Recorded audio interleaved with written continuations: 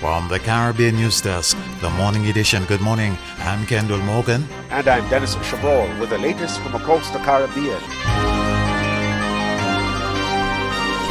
In Belize, government will pay full salaries and other benefits to teachers at schools that are subsidized by the state.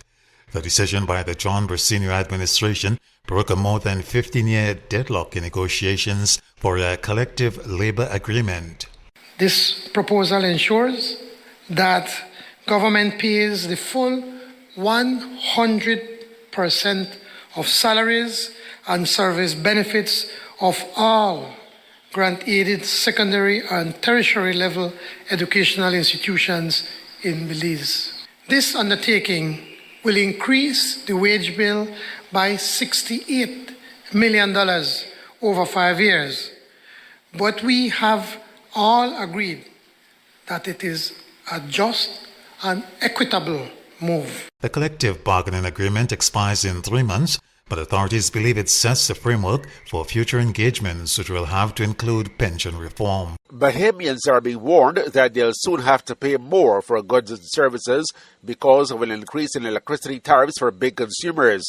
The Bahamas Chamber of Commerce and Employers Confederation says the government's plan to hike the cost of electricity for consumers using more than 800 kilowatt hours per month will put pressure on a number of businesses. The region's central banks will soon pilot a scheme which will allow CARICOM member countries to trade using each other's currencies instead of the US dollar.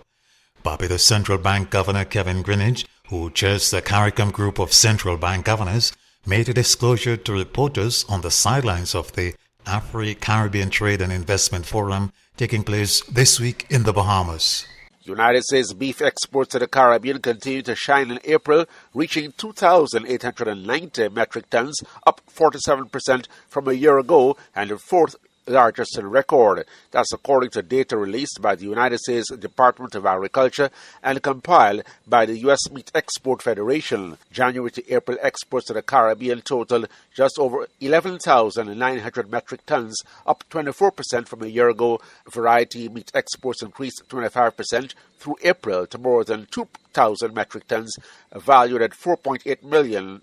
Up 22%, led by outstanding growth in Trinidad and Tobago and a continued rebound in shipments to Jamaica, the region's top destination for beef variety meats. Trinidad and Tobago's Prime Minister Dr. Keith Rowley has vowed to push back against resistance in the sister Isle of Tobago to hotel expansion on the island.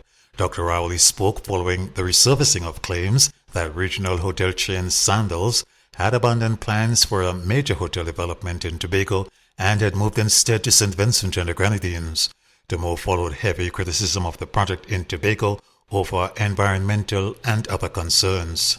You all chased the Sandals out of Tobago.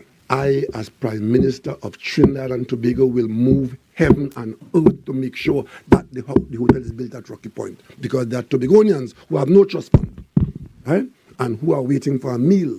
There are farmers waiting for a market. And the same thing that is happening in St. Vincent, we are offering that to the people of Tobago. As long as I am Prime Minister, for one more day, I will stand in support of a hotel going through the rules, built at Rocky Point to increase the number of rooms in Tobago. Elsewhere in the region, the United States Coast Guard says it has returned 305 migrants to the Bahamas and Haiti following multiple interdictions of unlawful maritime migration attempts over the last week in support of Operation Vigilant Sentry. The Caribbean Development Bank has launched the Enhancing the Resilience of the St. Lucia Fire Service project, marking a significant milestone in bolstering community safety and emergency response capabilities across St. Lucia. This year's Caribbean Week of Agriculture will be launched today with presentations by Vincentian Agriculture Minister Sabato Caesar and his Guyana counterpart Zulfikar Mustafa, who also serves as chair of the CARICOM Special Ministerial Task Force on Food Production and Food Security. St. Vincent and the Grenadines will host the event in October